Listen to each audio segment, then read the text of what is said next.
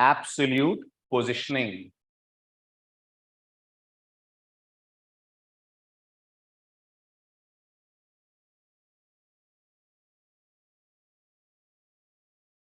ठीक है, चलिए सबसे पहली बात एब्सोल्यूट पोजिशनिंग के बारे में। अच्छा सॉरी, जेड इंडेक्स नहीं हुआ ना आपका? ठीक है, पहले जेड इंडेक्स पढ़ लेते हैं, 2 मिनट रुक जाइए। एब्सोल्यूट पोजीशन के बारे में, रिलेटिव के बारे में लास्ट लेक्चर में आपको मैंने पहला पॉइंट बता दिया था कि अगर आप किसी एलिमेंट को रिलेटिवली पोजीशन करते हैं तो अपनी जगह छोड़ने के बाद भी वो जगह ब्राउजर लॉक कर देता है, वहां कोई दूसरा एलिमेंट नहीं आता है।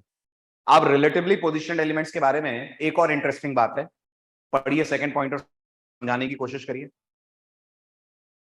अगर दो रिलेटिवली पोजिशनड एलिमेंट्स टकराए, माने एक दूसरे को ओवरलैप करेंगे, तो कौन ऊपर और कौन नीचे दिखेगा ये डिसाइड एक प्रॉपर्टी से होगा जिसका नाम होता है जेड इंडेक्स।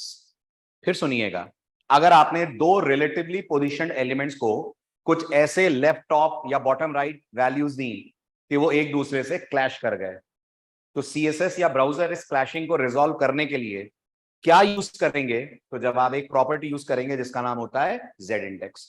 जेड इंडेक्स तय करेगी कि जब दो एलिमेंट्स क्लैश करेंगे तो ऊपर कौन और नीचे कौन, यानी कौन किसको ओवरलैप करेगा, ये डिसाइड करने का काम होगा जेड इंडेक्स का। अगर आप जेड इंडेक्स के बारे में कुछ नहीं बोलते हैं, अगर आप जेड इंडेक्स के बारे में कुछ नहीं बोलते हैं, तो ब्राउजर डेटा भले ही आओ, लेकिन आप ये जरूर सुना होगा कि डेटा स्ट्रक्चर्स में स्टैक नाम की चीज होता है। कौन सा फॉलो करता है? First out. जो एलिमेंट बाद में आएगा वो पहले वाले एलिमेंट को कर देगा ओवरलैप। जो एलिमेंट पेज में बाद में आएगा वो पहले वाले एलिमेंट को कर देगा ओवरलैप।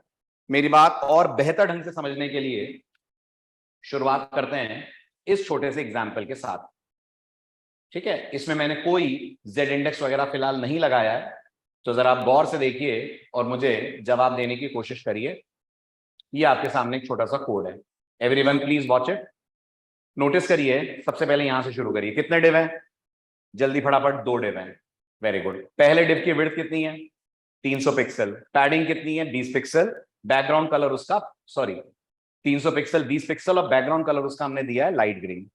दूसरे वाले डिव का डायमेंशन सेम है, बैकग्राउंड कलर लाइट पिंक है। बट मैंने ब्राउजर को ये बोला है कि जो ऊपर वाला डिव है जिसकी आईडी क्या है? 1 है, उसको उसकी जगह से 50 पिक्सल नीचे लाओ। तो आप बताइए, जब वो अपनी जगह से 50 पिक्सल नीचे आएगा तो नीचे जो दूसरा डिव है उसके साथ क्लैश करेगा? करेगा ना। और जो दूसरा वाला डिव है उसको मैंने बोला है तुम लेफ्ट साइड पे 30 पिक्सल्स चले जाओ, तो ये जो ग्रीन वाला डिव है ये क्लैश करेगा पिंक वाले डिव से। क्या लगता है आपको, कौन ऊपर कौन नीचे आएगा? ग्रीन पिंक को ओवरलैप करेगा कि पिंक ग्रीन को ओवरलैप करेगा? Very good. क्यों?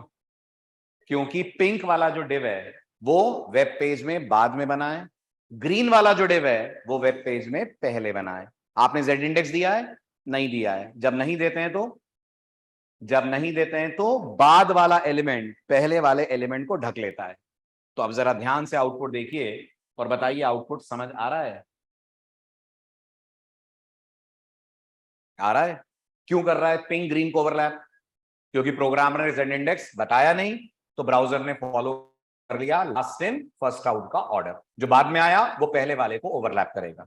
ठीक है, अब इमेजिन करिए जो ग्रीन वाला होता है इसमें कोई इमेज होती, इसमें कोई इमेज होती, ये जो पिंक वाला है इसमें कोई टेक्स्ट होता, तो टेक्स्ट इमेज को कर जाता ओवरलैप।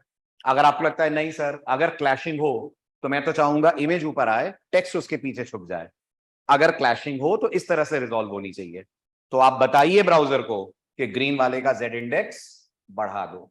राइट? कैसे बढ़ाते हैं, क्या करते हैं? तो ध्यान से देखिए, मैंने जेड इंडेक्स के लिए क्या वैल्यू दी है।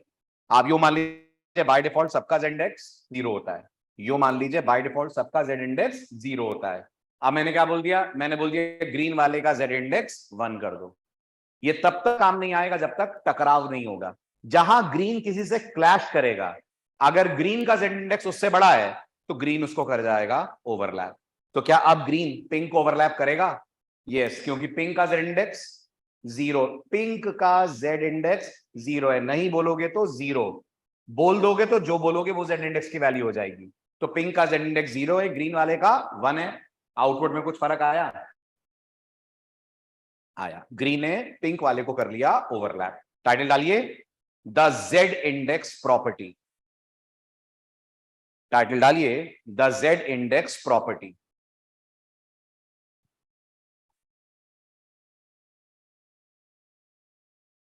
बताइए क्या समझा आपने? क्या करती है प्रॉपर्टी? ब्राउजर की मदद करती है ये डिसाइड करने में कि अगर दो एलिमेंट्स सेम लोकेशन पे क्लैश करे तो कौन किसको करेगा ओवरलैप। बाय डिफॉल्ट वो ओवरलैप करेगा जो बाद में आया है, बट आपको अगर ये बदलना है तो आप यूज कर लीजिए जेड इंडेक्स। लिखिए सर, एक बार रिपीट कर दीजिए जी नियति। अभी एक और एग्जांपल में रिपीट करता हूं, पहले नोट्स ले लें आप। लिखिए, first point, the Z index property decides the Z index property decides which element should be given priority. Which element should be given priority if overlapping occurs. The Z index property decides which element should be given priority if overlapping occurs. Overlapping occurs, OCCURES. ठीक। Second, by default क्या होता है? सबका Z index by default 0 होता है। By default सबका Z index 0 होता है। क्लियर? और जल्दी जल्दी फटाफट, अगर कोई जेड इंडेक्स नहीं बताते हैं, जो एलिमेंट बाद में आता है वो पहले वाले को कर जाता है ओवरलैप। पॉइंट नंबर 2 लिखिए, bye default Z index is 0 for every element. So browser uses by default Z index is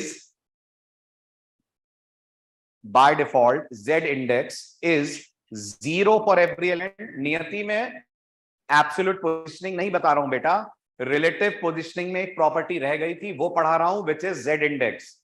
absolute positioning इसके बाद आएगा। एब्सोल्यूट पोजिशनिंग मत लिखिए, पहले Z इंडेक्स उतारिए जो लिखा जा रहा है, फिर एब्सोल्यूट पोजिशनिंग पे आते हैं। By default Z index for every element is 0. So browsers uses stack principle to resolve overlapping. So browser uses stack principle to resolve overlapping. That is the element occurring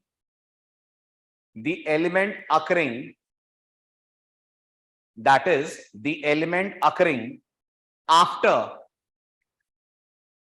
will overlap the element occurring before.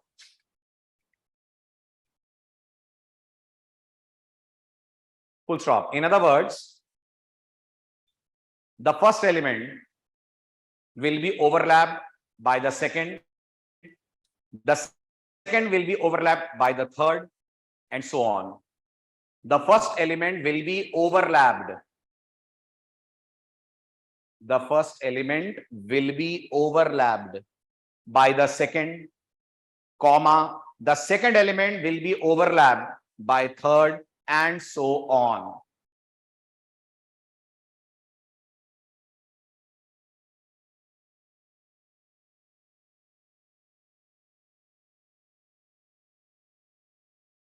Last point. Change this behavior. Last point. To change this behavior, we can set. To change this behavior, we can set Z index of an element to a greater value. To change this behavior, we can set Z index of an element to a greater value. To a greater value.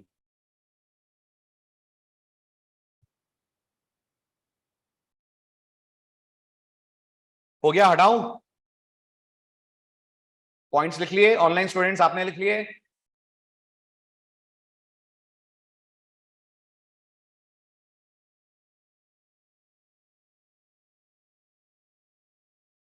हटाऊं, done. अब पहला example बिना Z index के था, तो मैंने Z index हटा दिया यहां से। ठीक है, तो अगर ये CSS हम लिखें,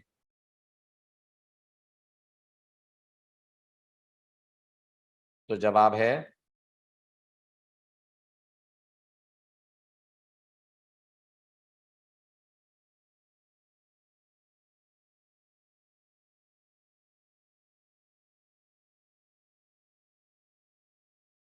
ये हमारा HTML page.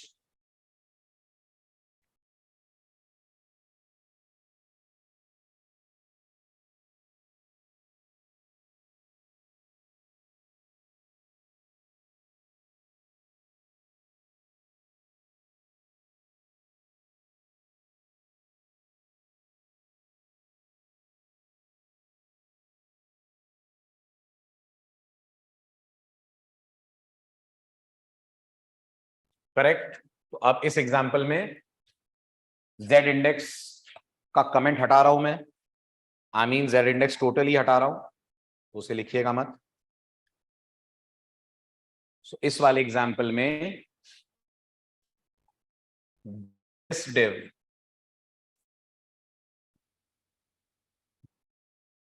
will overlap the first div।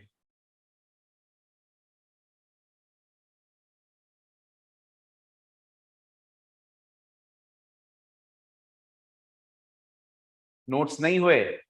अच्छा, ओपन कर रहा हूं 2 मिनट के लिए, करिए फटाफट।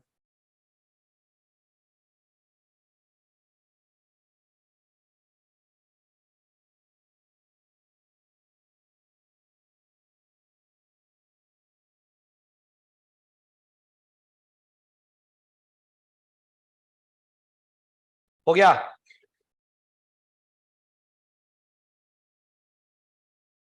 डन।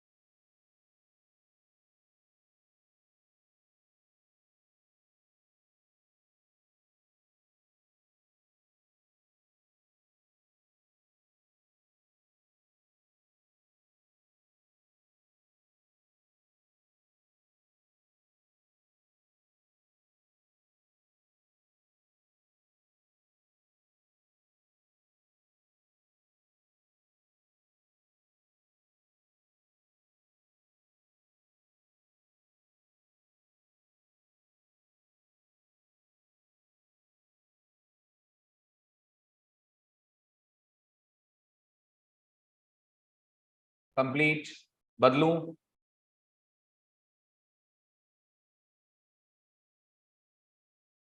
बैकग्राउंड शॉर्ट हैंड लगाए ना जय, बैकग्राउंड शॉर्ट हैंड लगाए तो बैकग्राउंड कलर को ही रिप्रेजेंट करेगा अगर हम सिर्फ कलर देंगे तो।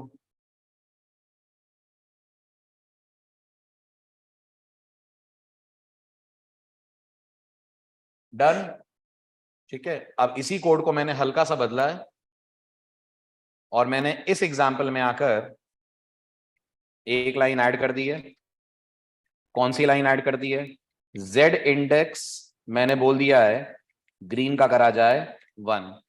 इस एक लाइन के कारण क्या बदल जाएगा हमारी थ्योरी में? अब हम ये बोलने लगेंगे कि अब ये वाला डिव ओवरलैप कर देगा किसको? बोलो जल्दी। सेकेंड डिव को, because of greater value of Z index, because of greater value of Z index,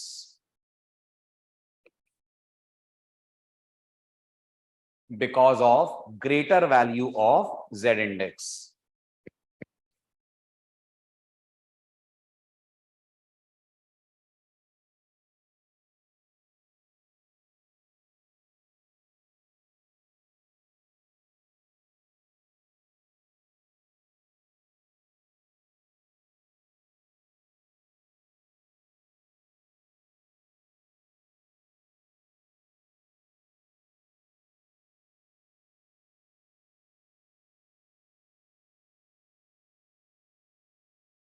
हो गया, बदलू स्लाइड, डन। उतार लिया हो तो डालिए अगला टाइटल, एब्सोल्यूट पोजीशन। उतार लिया हो तो डालिए अगला title, absolute position. Z index में वैल्यू का क्या रोल है? जितनी बड़ी वैल्यू उतनी ज्यादा प्रायोरिटी।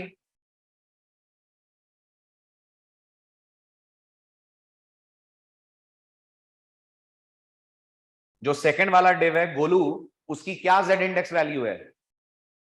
जिस डिव की आईडी 2 है गोलू, उसकी जेड इंडेक्स वैल्यू क्या है? वेरी गुड, 0 है। और जिसकी आईडी 1 है उसकी जेड इंडेक्स वैल्यू 1 कर दी है मैंने। और थ्योरी कहती है सीएसएस की जेड इंडेक्स जिसका ग्रेटर होगा वो ओवरलैप करेगा दूसरे को। तो अब ग्रीन वाला ओवरलैप करेगा ना पिंक को, तो वो वैल्यू के कारण ही तो हुआ है ना। Very good. अब इससे पहले कि मैं आपको एब्सोल्यूट पढ़ाऊं, एक एग्जांपल और, उतारने की जरूरत नहीं है, समझने के लिए है ये एग्जांपल, आपसे शेयर हो ही जाएंगे सारे। तो फटाफट बताइए मुझे इस एग्जांपल में क्या आउटपुट का ऑर्डर आ रहा है। पहले यहां से देखो कितने डिव हैं, 1 2 3 है ना। कलर पे बात करेंगे ताकि सीधे आप मेरी बात समझ पाए। 1 का बैकग्राउंड कलर क्या है? रेड। 2 का बैकग्राउंड कलर क्या है? येलो। 3 का बैकग्राउंड कलर है ग्रीन। कौन किसको ओवरलैप करेगा? सर आगे। ग्रीन ओवरलैप करेगा येलो को, येलो ओवरलैप करेगा रेड को। सबसे नीचे रेड दिखेगा, रेड को ढकेगा येलो, येलो को ढकेगा ग्रीन। तो सबसे स्पष्ट क्लियर ग्रीन दिखेगा। जो ग्रीन से छूटेगा वो पोर्शन पे येलो दिखेगा, जो दोनों से छूटेगा वो पोर्शन पे रेड दिखेगा। देखिए और बताइए आउटपुट समझ पा रहे हैं? आ रहा है समझ? अब मैंने जेड इंडेक्स का खेल खेला, मैंने ग्रीन का जेड इंडेक्स 3 कर दिया, रेड वाले का सॉरी येलो वाले का 1 कर दिया, रेड वाले का 2 कर दिया। कुछ फर्क पड़ेगा इस कारण से आउटपुट में? क्या फर्क पड़ेगा? अब अभी भी ऊपर सबसे आपको ग्रीन ही दिखेगा, लेकिन अब ग्रीन के नीचे आपको नजर आएगा रेड, रेड के नीचे नजर आएगा yellow. All because of Z index. इस तरह से जेड इंडेक्स से आप काम करते हैं। जितना भी देना चाहें अश्विन, ये तो नंबर है, कोई सीएसएस या एचटीएमएल के अंदर कोई रेंज थोड़ी होती है डेटा टाइप की। तुम 100 दे दो, 200 दे दो, कुछ भी दे दो। क्लियर? चलूं आगे? ओके चलिए बढ़िया आगे। अब लिखिए अगला टाइटल, एब्सोल्यूट पोजीशन। बस एब्सोल्यूट पोजीशन में दो बातें ध्यान रखने वाली हैं। पढ़िए फिर मैं लिखवाता हूं, पहले समझ लें आप। एब्सोल्यूट पोजीशन एलिमेंट्स वो एलिमेंट्स होते हैं जिनके नेगेटिव दे दिया तो कम हो जाएगा ना Jaswant. Negative value Z index अगर किसी की आपने कर दी तो वो पॉजिटिव से कम हो जाएगा। तो नेगेटिव वाले को पॉजिटिव वाला ओवरलैप करेगा, इनफैक्ट नेगेटिव वाले को जीरो वाला भी ओवरलैप करेगा। क्या कहते हैं? सही है? Good, very good. तो अब एब्सोल्यूट के बारे में बात होगी। एब्सोल्यूट एलिमेंट्स वो होते हैं जिनके लिए पोजीशन को आप कर देते हैं एब्सोल्यूट, और फिर आप बताते हैं टॉप से इतना दूर, लेफ्ट से इतना दूर, ऐसे। जो सबसे जरूरी बात है वो सेकंड पॉइंट है। ये मुझे समझाइए थोड़ा, क्या कह रहा है ये पॉइंट? कल का लेक्चर याद कर लीजिएगा, कल का मतलब पिछला। एक रिलेटिव एलिमेंट को जब आप उसकी जगह से मूव करते हैं तो अपनी जगह लॉक कर देते हैं, नहीं है? एम आई राइट? एब्सोल्यूट एलिमेंट्स के बारे में ब्राउजर ये बोलते हैं, जब किसी एब्सोल्यूट एलिमेंट भूल जाता है कि वो एलिमेंट पेज में कभी था भी। और पोजीशनिंग कहां से शुरू करता है? पोजीशनिंग कहां से शुरू करता है? बिल्कुल कोने से। ऐसे बोल के समझ नहीं आ रहा होगा, एक एग्जांपल देखो। और जबरदस्ती यस नो मत करना, नहीं समझ में आएगा तो। पहले इस कोड को देखो। इस कोड में एक इमेज है, एक पैरा है। अगर मैं कोई पोजीशनिंग ना दूं तो ऊपर कौन नीचे कौन? ऊपर इमेज नीचे पैरा, करेक्ट? पहले इमेज फिर पैरा। तो पहले इस आउटपुट को देखो और बताओ समझ आ रहा है? आ रहा है? अब मैंने ब्राउजर को ये बोला इमेज के लिए ये कोड लगा दो। क्या बोला मैंने ब्राउजर को? इमेज को एकदम टॉप से 150 पिक्सल नीचे लाओ, लेफ्ट से 100 पिक्सल राइट की तरफ ले जाओ।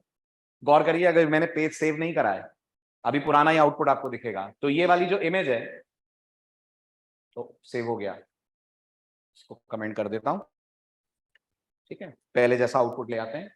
ये वाली जो इमेज है, ये अपनी ओरिजिनल जगह से 150 पिक्सल नीचे आएगी ब्राउजर टॉप से, 100 पिक्सल राइट पे जाएगी। इतना करने के बाद वो ऊपर वाली जगह खाली हो जाएगी और ब्राउजर भूल जाएगा कि वहां कभी इमेज थी भी, भूल जाएगा। तो वहां किसको रखेगा? वहां रखेगा पैराग्राफ को। भूल जाएगा वो कि इमेज थी भी, तो पैराग्राफ को कहां से रखना शुरू करेगा? एकदम कॉर्नर से। किसके कॉर्नर से? पेज के कॉर्नर से, जहां पे अभी फिलहाल कौन आ रहा है? जहां पे अभी फिलहाल इमेज आ रही है। देखिए और बताइए यस कि नो, समझ आया कि नहीं आया? आया समझ?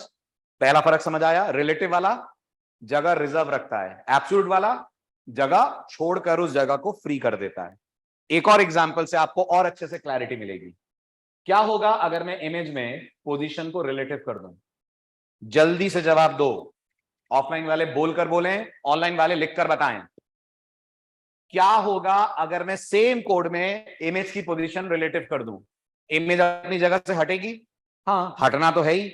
अगर पोजीशन स्टैटिक नहीं है तो हर एलिमेंट अपनी जगह से हटेगा। फिर हटने के बाद भी वो जगह रिजर्व रहेगी। किसके लिए? इमेज के लिए। तो पैराग्राफ इमेज की जितनी भी साइज थी वहां उतनी छोड़कर अपना आउटपुट दिखाएगा। अच्छा, तो फिर ये दोनों क्लैश होंगे? हाँ बिल्कुल होंगे। कौन रिजॉल्व करेगा क्लैशिंग? क्लैशिंग को रिजॉल्व करेगा जेड इंडेक्स, करेगा जेड इंडेक्स। लेकिन मुझे एक डाउट आ रहा है, पैरा बाद में आ रहा है, इमेज पहले आ रही है कि इमेज बाद में आ रही है? पहला पहले आ रहा है? पैरा बाद में आ रहा है, इमेज पहले आ रही है। ठीक है, तो जरा देखिए आउटपुट क्या आ रहा है। मुझे तो ये आउटपुट ही कंफ्यूज कर रहा है।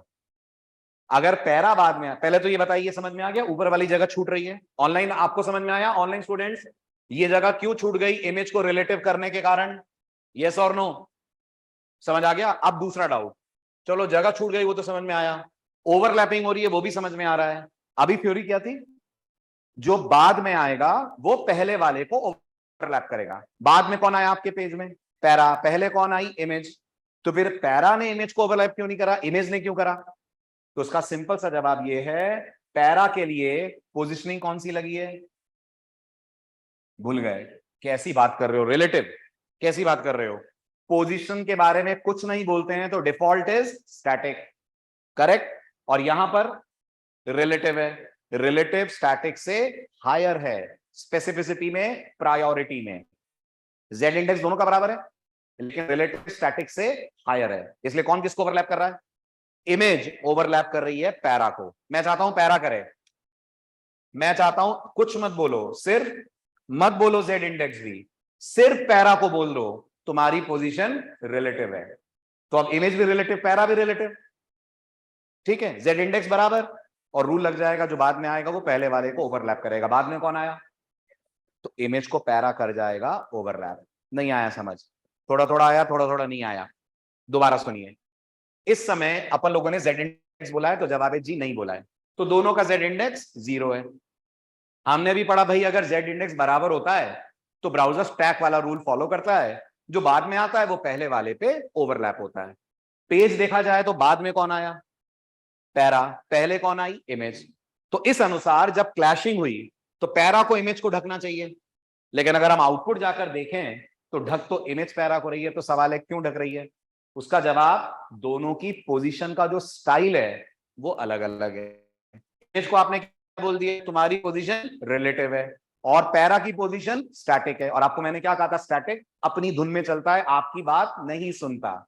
अगर आपको लग रहा है नहीं सर मैं तो चाहता हूं पैरा इमेज को ओवरलैप करे, तो आप पैरा को बोलिए भाई साहब आपका जो रिलेटिव पोजीशन है वो कर दीजिए, तुम रिलेटिव पोजीशन पे आ जाओ।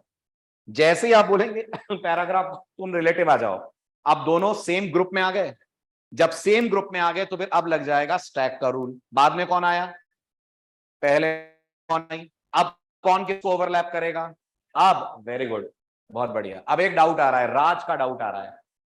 मजा आ जाएगा अगर आप राज का डाउट सॉल्व कर दें। राज पूछ रहे हैं सर आप इमेज में से रिलेटिव को कमेंट आउट कर दीजिए।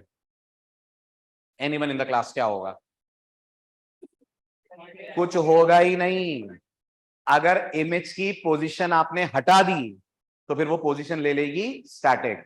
और मैंने क्या कहा था आपसे लास्ट लेक्चर में, अगर पोजीशन स्टैटिक है तो ब्राउजर इग्नोर कर देता है आपके द्वारा बताए गए left right top bottom properties को। तो अगर आपको किसी एलिमेंट को खुद से पोजीशन देनी है तो एक बात पक्की है, क्या?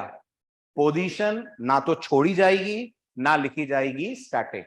पोजीशन होनी चाहिए और तीन में से कोई एक होनी चाहिए, या तो रिलेटिव, या तो फिक्स, या तो एब्सोल्यूट, और चौथा एक नया जो CSS3 लेकर आई है, स्टिकी। कुछ तो आपको बोलना पड़ेगा, कुछ नहीं बोलेंगे तो इमेज की पोजीशन हो जाएगी स्टैटिक। स्टैटिक पे कुछ होना ही नहीं है। क्लियर हुआ? राइट। लिखो फटाफट एब्सोल्यूट के बारे में। एब्सोल्यूट पोजिशनिंग, सर पैरा में जेड इंडेक्स भी दे सकते थे ओवरलैपिंग के लिए, विनीत कुछ होता नहीं क्योंकि वो स्टैटिक है ना।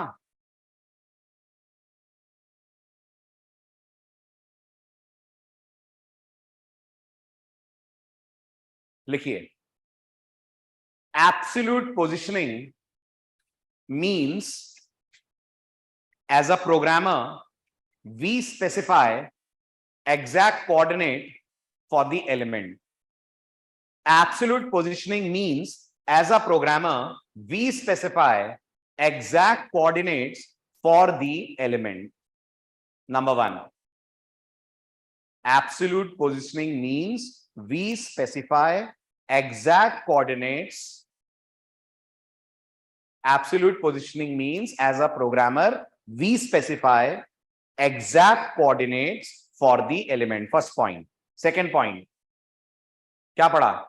अगर एलिमेंट को पोजीशन दी एब्सोल्यूट तो अपनी जगह छोड़ेगा। जगह तो रिलेटिव वाला भी छोड़ता है, ये भी छोड़ेगा, लेकिन रिलेटिव वाला जगह छोड़कर भी उस जगह को रिजर्व कर देता है, ये उस जगह को फ्री कर देगा। तो अगला एलिमेंट अगर कोई वहां आ रहा है तो ब्राउजर उसे रोकेगा नहीं। Point number 2, an absolutely positioned element, an absolutely positioned element is taken out of the normal flow after its position has been set. After its position has been set. अब इतने पे रुककर एग्जांपल उतारिए। After its position has been set. Theory हो गई? आप लोगों की हो गई थ्योरी, ऑनलाइन स्टूडेंट्स?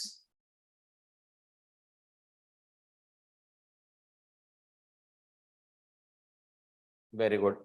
अब एग्जाम्पल, एग्जाम्पल क्या है? एग्जाम्पल ये वाला है जिसमें मैंने इसको कोई रिलेटिव नहीं दिया है और इसको मैंने दिया है एब्सोल्यूट। ये हमारी CSS है, इस CSS को अपन करते हैं कॉपी, यहां पर करते हैं पेस्ट।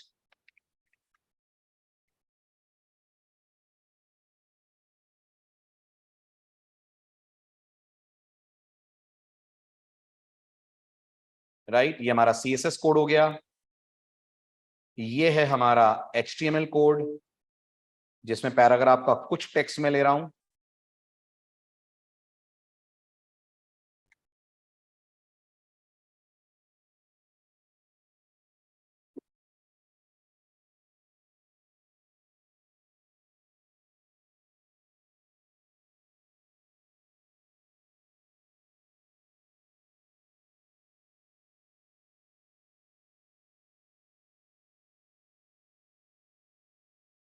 ठीक है, अब ये बताइए, अगर ये एग्जाम्पल क्लियर है, कौन कहां दिखेगा? जल्दी फटाफट, ये मेरा वेब पेज है।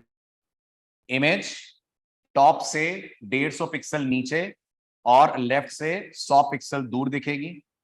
इमेज के कारण जो उसकी ओरिजिनल जगह थी वो छूट जाएगी और वहां पर डिस्प्ले हो जाएगा कौन? वहां पर डिस्प्ले हो जाएगा पैराग्राफ।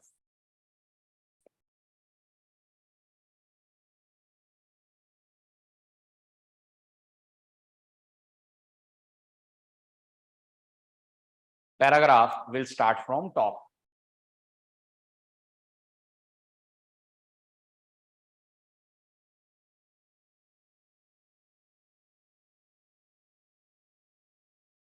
और ये पोजीशन कोलन एब्सोल्यूट बोलना जरूरी है। पोजीशन कोलन एब्सोल्यूट बोलना जरूरी है, ना बोलूं ये तो पोजीशन हो जाएगी स्टैटिक। फिर ये जो मैंने बोला है लेफ्ट टॉप, ब्राउजर इनको कर देगा इग्नोर, और इमेज ऊपर, पैरा नीचे, नॉर्मल फ्लो पे आएंगे। इसलिए बहुत जरूरी है, एब्सोल्यूट बोल रहे हैं तो एब्सोल्यूट लिखना।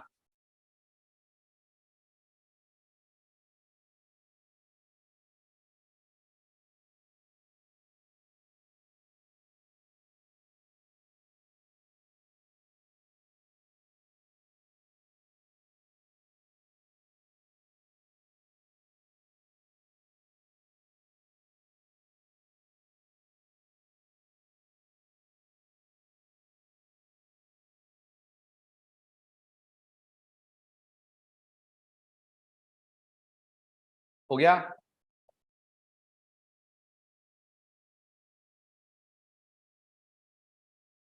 थ्योरी रह गई है, ये थ्योरी उतारिए। जसवंत, पैराग्राफ की हाइट 200 पिक्सल कर दोगे तो वो 200 पिक्सल की हाइट लेकर आएगा, उसमें फर्क क्या पड़ना है? एब्सोल्यूट पोजीशन वाले एलिमेंट को पेज पे रखने के बाद ब्राउजर भूल जाएगा ना कि वो एलिमेंट वहां पर है, उसे याद ही नहीं आएगा।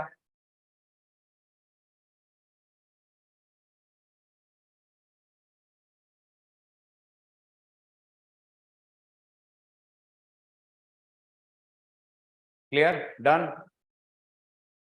पढ़ा दूं? एग्जाम्पल उतार लिया। अब एब्सोल्यूट के बारे में आखिरी बात। पहली बात क्या थी? जगह छोड़ने के बाद जगह फ्री कर देता है, दूसरे एलिमेंट उस जगह पर आ जाते हैं। ठीक है, अब दूसरी जरूरी बात क्या है? पढ़ाऊं? पढ़िए ध्यान से।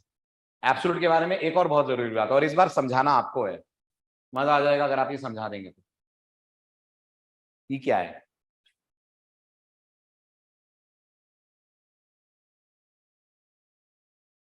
अगर फ्री स्पेस से ज्यादा लेंथ होगी आशीष, तो वो अपने हिसाब से स्पेस एडजस्ट करेगा। ऐसा थोड़ी है कि पैराग्राफ उतना ही बड़ा है जितनी इमेज है। पैराग्राफ अगर बड़ा हुआ तो वो बाहर निकलेगा इमेज वाले एरिया से। हाँ जी बताएं, ये क्या बोल रही है लाइन? थोड़ा सा मुश्किल है, फिर भी ट्राई करिए।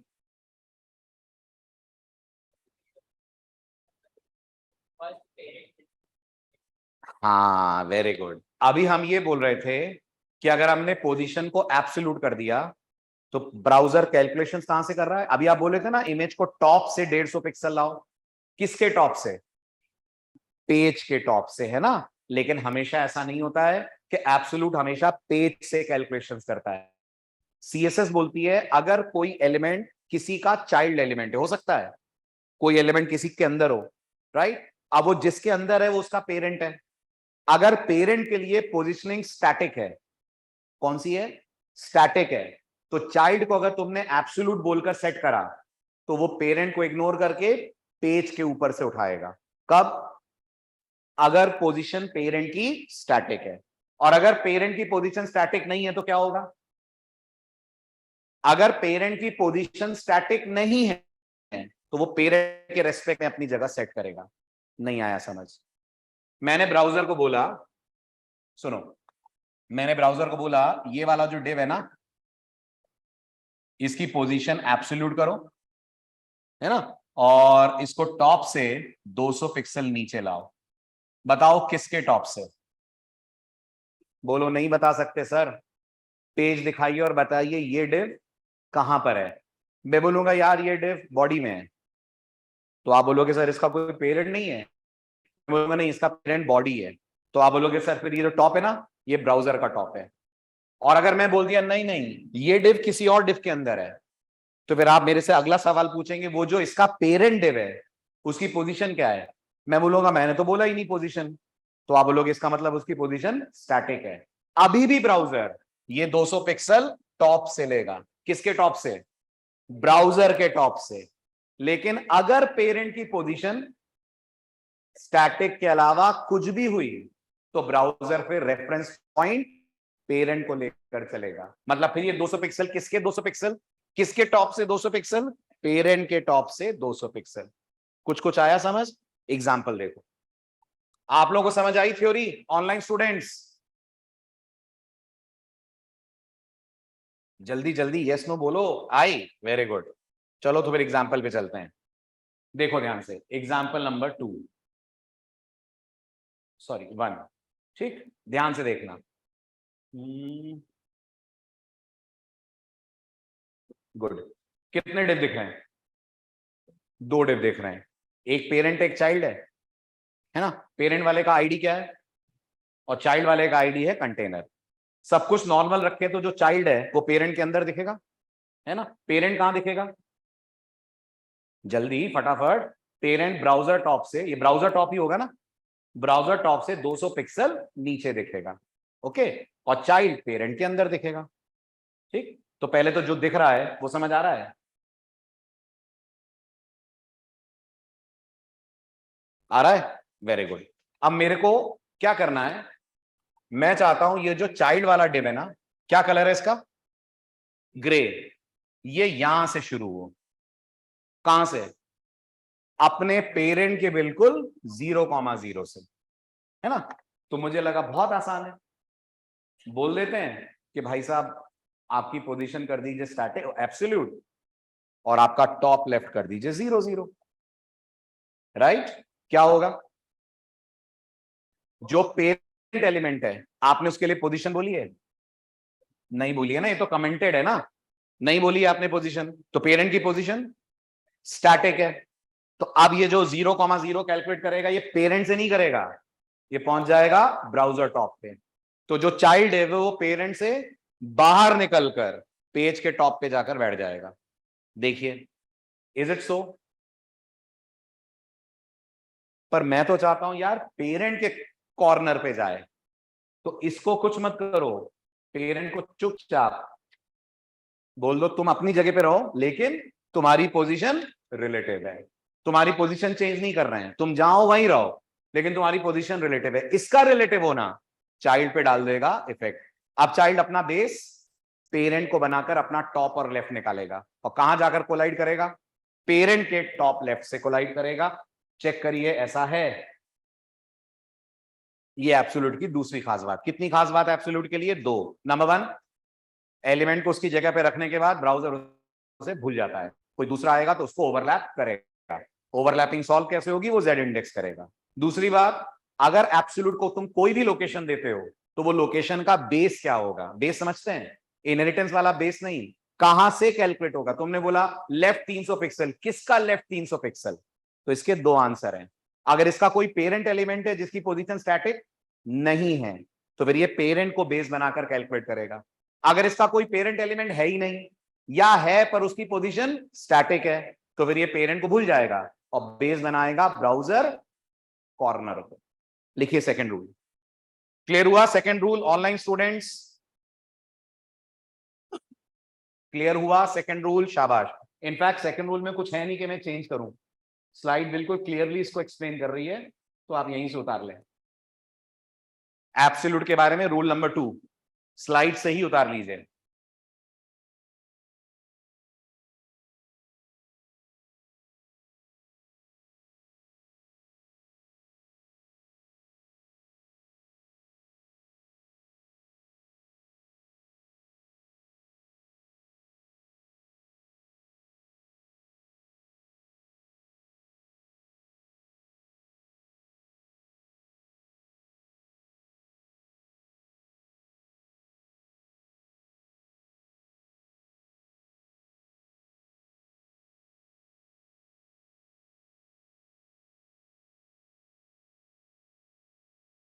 नहीं, दोनों बेटा।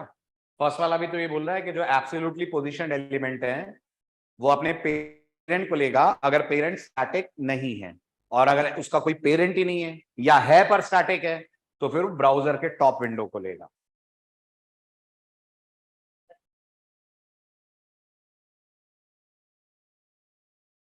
हाँ, दोनों का एब्सोल्यूट रख के भूल जाएगा ब्राउजर, जो बाद में आएगा वो पहले वाले को ओवरलैप कर देगा, दोनों टॉप पे आ जाएंगे। डन, कंप्लीट, हटा दूं?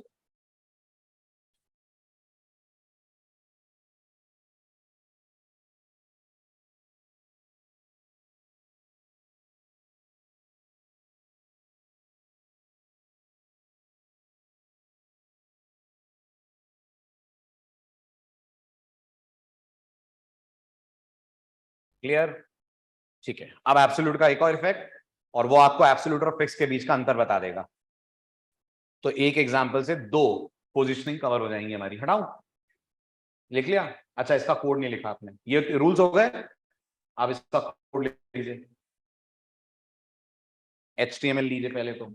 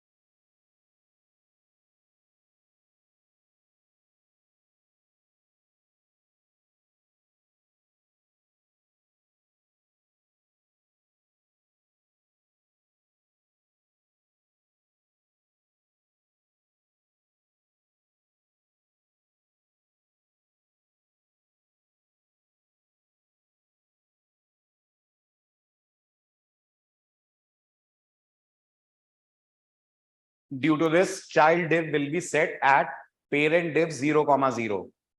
Otherwise, it would have used browser top.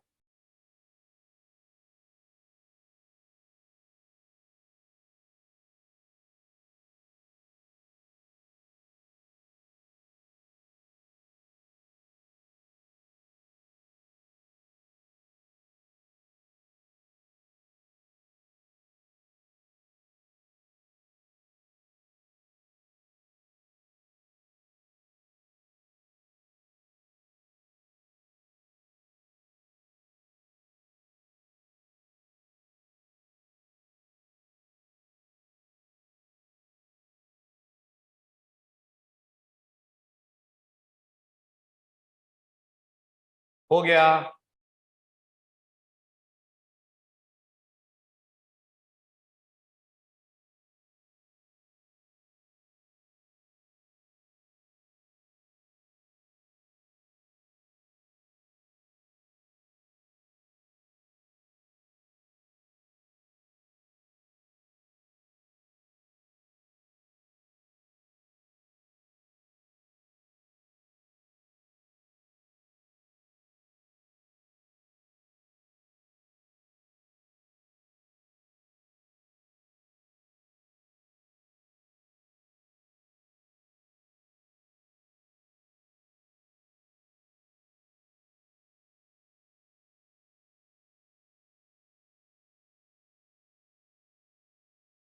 Done? बदलूं?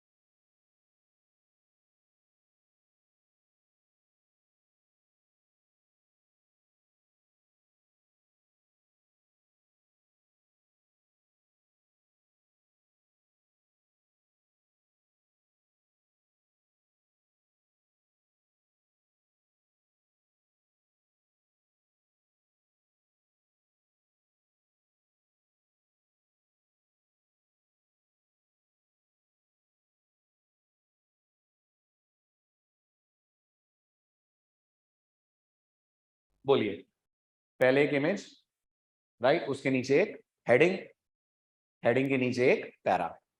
इमेज का CSS देखिए, इमेज के लिए मैंने सिर्फ एक लाइन बोली है, विड्थ 100%, 100%, 100 पिक्सल, 100% फर्क है 100% और 100 पिक्सल में, क्या फर्क है? 100 pixel is only 100 pixel, 100% is full page. तो इमेज पूरे पेज को यूज करेगी, है ना? Very good. इमेज के नीचे हेडिंग, हेडिंग के नीचे पैरा, बिल्कुल वर्टिकल दिखेंगे तीनों। इमेज, इमेज के नीचे हेडिंग, हेडिंग के नीचे पैरा। अब मैं चाहता हूं एक तो ये हेडिंग का कलर रेड हो जाएगा, कोई दिक्कत नहीं है। और ये हेडिंग इधर नहीं चाहिए मुझे, इमेज के ऊपर चाहिए। याद रहे ये कोई बैकग्राउंड इमेज नहीं है जो इस पे टेक्स्ट अपने आप आ जाएगा। बैकग्राउंड पे अपने आप आता है, ये बैकग्राउंड इमेज नहीं है, ये IMG से बनाई गई इमेज है। तो फिर इस पे हेडिंग कैसे आएगी? जब आप ब्राउजर को बोलेंगे हेडिंग की पोजीशन एब्सोल्यूट कर दो। अदरवाइज वो हेडिंग को कहां रख रहा था? अपने तरीके से रख रहा था, वर्टिकल, स्टैटिकली। अब आप ब्राउजर को बोलेंगे ये जो इमेज है मुझे इसके ऊपर हेडिंग चाहिए, तो जो भी आप हेडिंग को देंगे कोऑर्डिनेट्स, वो इमेज पे जाकर ओवरलैप करेंगे और हेडिंग इमेज के ऊपर आ जाएगी। देखिए ध्यान से, छोटी सी CSS में लगा रहा हूं। पहले तो CSS पढ़िए और बताइए समझ आ रही है? कलर रेड, क्या होगा? टेक्स्ट रेड हो जाएगा। फिर मैंने कहा पोजीशन एब्सोल्यूट। याद रहे H1 का कोई पेरेंट नहीं है, तो ये जो कैलकुलेशंस होंगे 640 और 500, ये ब्राउजर के टॉप से होंगे। तो हुए कुछ? यस। अब आप नोटिस करिए वो जो टेक्स्ट था वो यहां से हटकर इमेज के ऊपर आ गया। तो एब्सोल्यूट पोजीशन का एक और बेनिफिट, अगर इमेज पे कोई टेक्स्ट आपको ओवरलैप करवाना हो तो वो आप करवा सकते हैं यूजिंग एब्सोल्यूट। अब अगला भी इसी से कनेक्टेड है। पेज स्क्रॉल करूंगा तो ये hanging out with friends scroll होगा कि यहीं जमा रहेगा? पेज स्क्रॉल करूंगा तो इमेज स्क्रॉल होगी, पैरा स्क्रॉल होगा, hanging out with friends scroll होगा कि यहीं रहेगा? स्क्रॉल होगा, क्योंकि उसकी पोजीशन एब्सोल्यूट है। अगर आप चाहे तो नहीं सर ये यहीं रहना चाहिए, दोस्त बहुत इंपॉर्टेंट होते हैं, वो कहीं नहीं जाने चाहिए, तो आप CSS को बोलिए पोजीशन इज फिक्स। 5 है ना, रिलेटिव हो गया, एब्सोल्यूट हो गया, स्टैटिक हो गया। अब एब्सोल्यूट और फिक्स में बस एक ही फर्क है, एब्सोल्यूट बोलता है तुम जहां कहोगे वहां आ जाऊंगा, लेकिन जब पेज स्क्रॉल होगा तो मैं भी स्क्रॉल होऊंगा। फिक्स बोलता है तुम जहां कहोगे वहां आ जाऊंगा और वहां खूंटा गाड़ के बैठ जाऊंगा, हिला के दिखा दे कोई मुझे, पूरा पेज स्क्रॉल हो जाएगा, मैं अपनी जगह नहीं छोड़ूंगा। तो चेक कीजिए, अभी मैं पेज स्क्रॉल कर रहा हूं, क्या hanging out with friends scroll हो रहा है? यस। अब आप कुछ मत कीजिए, सब कुछ सेम रखिए, बस इसको बोल दीजिए तुम्हारी पोजीशन फिक्स कर दो, बस इतना बोलिए। कुछ फर्क पड़ा? चेक करिए, फर्क ये पड़ा कि जो हैंगिंग आउट विद फ्रेंड्स है ये अपनी जगह पे फिक्स हो गया। और ये सोचेगा जगह तो बदल गई, जगह नहीं बदली, अब इसने पूरी वेबसाइट पे अपनी पोजीशन सेट करी है। याद होगा आपको ये चीज हमने बैकग्राउंड के केस में देखी थी, जब हम चेंज कर रहे थे पोजीशन, तो एक होता था पेज का सेंटर और एक होता था पूरे ब्राउजर का सेंटर। तो अभी तक ये ले रहा था सिर्फ विजिबल एरिया का सेंटर, अब ये ले रहा है पूरे पेज के अनुसार 640 वाली पोजीशन। अब आप जब स्क्रॉल कर रहे हैं तो बाकी पूरा पेज स्क्रॉल हो रहा है, हैंगिंग आउट विद फ्रेंड्स अपनी जगह पे सेट है। अगर आपको लग रहा है तो बहुत नीचे हो गया है, तो मुझे नहीं लगता कोई दिक्कत है, आप टॉप लेफ्ट क्लिक करेंगे ये ऊपर आ जाएगा, लेकिन जहां भी आएगा वहां आकर फिक्स हो जाएगा और फिर आपका पेज स्क्रॉल करता जाएगा, ये अपनी जगह से नहीं हटेगा। ये कौन हुआ? ये हुआ फिक्स्ड। अब आता है एक और इंटरेस्टिंग केस जो आपको बहुत सारी वेबसाइट्स में दिखेगा, और वो है स्टिकी। ठीक है, ध्यान से देखिए, फ्लिपकार्ट में आपको एक मेन्यू बार दिख रहा होगा, दिख रहा है? ये फ्लिपकार्ट वाला मेन्यू बार, क्या आपने नोटिस करा 99% वेबसाइट्स पे जो मेन्यू बार है इसके नीचे से पेज स्क्रॉल होता जाता है, ये अपनी जगह पर फिक्स्ड है, राइट? इसको हम फिक्स से भी बना सकते हैं और इसको हम स्टिकी से भी बना सकते हैं। अगर आप बोल रहे हैं अगर एग्जैक्टली फिक्स कर रहा है तो इन्होंने अपने मेन्यू बार को करा हुआ है फिक्स, हमने भी नैव बार बनाया था, बट आपने प्रैक्टिकल करा होगा तो आपने देखा होगा स्क्रॉल करते हैं तो नैव बार स्क्रॉल हो जाता है। हम चाहते नहीं हमारा नैव बार अपनी जगह पे फिक्स रहे, उस केस में हम नैव बार की पोजीशन कर देंगे फिक्स्ड। फिक्स करने का मतलब वो अपनी जगह पे स्टिक हो जाए, डेटा जाता रहेगा लेकिन वो अपनी जगह से नहीं हटेगा। लिखिए फटाफट, नैव बार में फिक्स यूज होता है। जी जसवंत, नैव बार में फिक्स यूज होता है। आप लोगों को कोविड वाला एग्जांपल दिया था मैंने, बोलिए यस और नो दिया था। मैं आपके सामने वही कोविड वाला एग्जांपल खोल रहा हूं, और मैंने कोविड वाले एग्जांपल में नैव बार को फिक्स नहीं करा था। तो देखिए और मुझे बताइए, जब मैं इस पेज को रन कर रहा हूं, क्या पेज के साथ नैव बार स्क्रॉल कर रहा है? मैं चाहता हूं ना करे।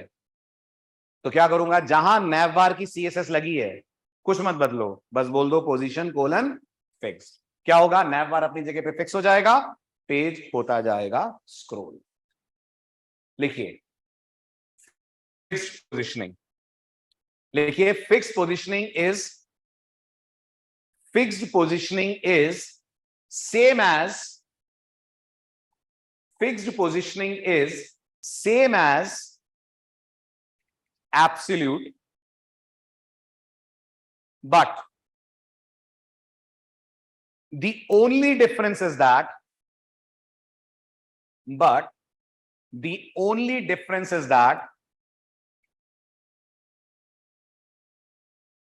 a fixed positioned element, but the only difference is that a fixed positioned element,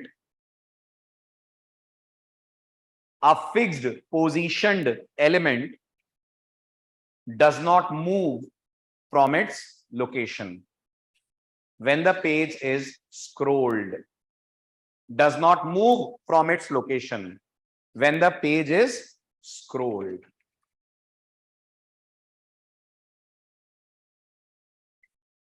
वो H1 वाला कॉपी कर दो, एग्जाम्पल के तौर पे H1 वाला पार्ट ले लो, बस CSS ले लो H1 की। पोजिशनिंग इसमें नहीं, पोजिशनिंग CSS डेमोज में चलो। पोजिशनिंग एब्सोल्यूट 2, ये H1 वाला होता है।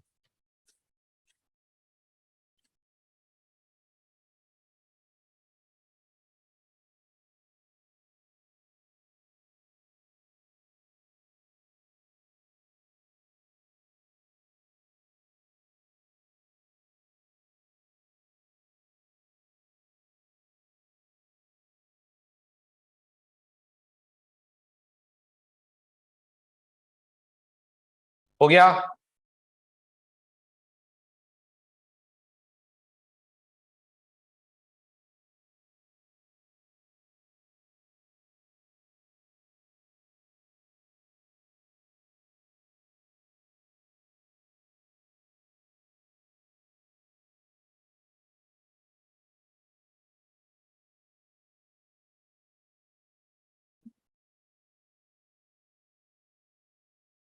Correct, done. लास्ट आता है स्टिकी। ये नया है, CSS 3 ने इंट्रोड्यूस करा है। और पढ़िए तो स्टिकी बोल के होता क्या है।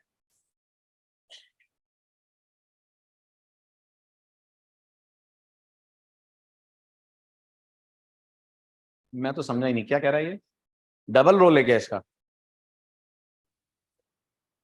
स्टिकी ये कहता है कि शुरुआत वो रिलेटिव की तरह करेगा, फिर पेज स्क्रॉल होगा, पेज स्क्रॉल होते होते जब वो अपनी प्रॉपर्टी के बराबर पहुंचेगा जो आपने CSS में लिखी है, वहां जाकर ही हो जाएगा फिक्स्ड। एग्जाम्पल देखिए, बहुत अच्छे से कोविड वाले एग्जाम्पल में आपको स्टिकी समझ में आएगा। कोविड वाले में चलते हैं, और क्या आपको कोविड वाले में एक टेबल नजर आ रही है? आ रही है तो कहां नजर आ रही है? आ रही है अपनी नॉर्मल पोजीशन पे, जहां भी इसकी पोजीशन है। अब मैं इसकी CSS फाइल में जाता हूं, ध्यान दीजिएगा, ये इसकी CSS फाइल है, ये टेबल के लिए कुछ कोड है। अभी मैंने सिर्फ इतनी CSS डाली है, आई होप समझ आ रही होगी। टेबल को मैंने बोला है टेक्स्ट अलाइन सेंटर, तो आप देख पा रहे हैं सेंटर पे आ रही है टेबल, है ना। अब अंदर का नोटिस करिए, मैंने अंदर आकर क्या कहा, मैंने कहा पोजीशन स्टिकी। अच्छा, और साथ में मैंने एक लाइन और बोली, टॉप 0 पिक्सल। मैंने ब्राउजर को बोला ये जहां आ रही है इसको वहीं रखो, लेकिन अगर पेज स्क्रॉल होता है तो ये टेबल भी स्क्रॉल होगी।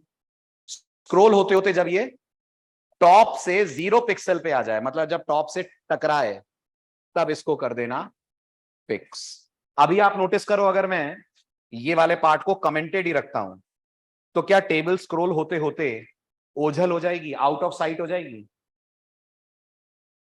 हो गई ना आउट ऑफ साइट। ये इसका नॉर्मल बिहेवियर है।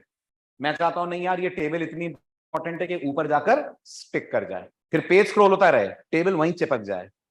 तो मैंने क्या कहा, मैंने बोल दिया position sticky top 0 pixel. Notice करिए अभी भी टेबल अपनी नॉर्मल जगह पर है, नॉर्मल जहां उसको आना था।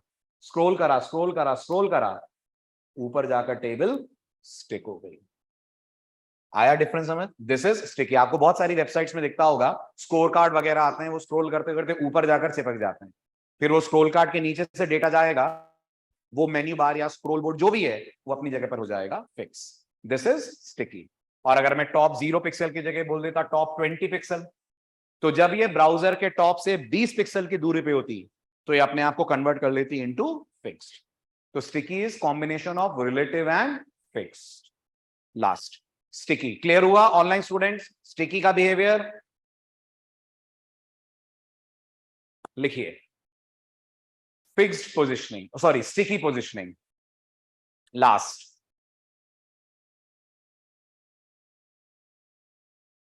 लिखिए, a sticky positioned element, a sticky positioned element will like relative element, a sticky positioned element, but if we keep on scrolling the page, but if we keep on scrolling, scrolling, scrolling the page, the browser will make them fixed. The browser will make them fixed as soon as their values are matched. As soon as their values are matched. ED table वाला CSS ले आओ। एक line और। In short, we can say sticky is relative plus fixed. In short, we can say sticky is relative plus fixed. In short, we can say sticky is relative plus fixed.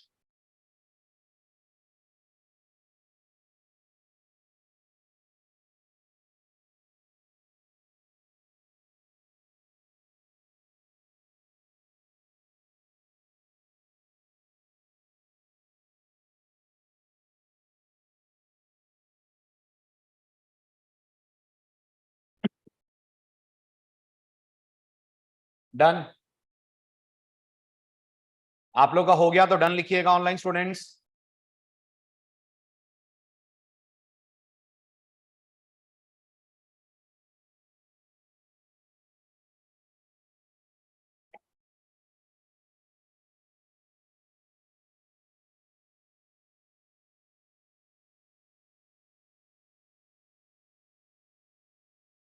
हो गया?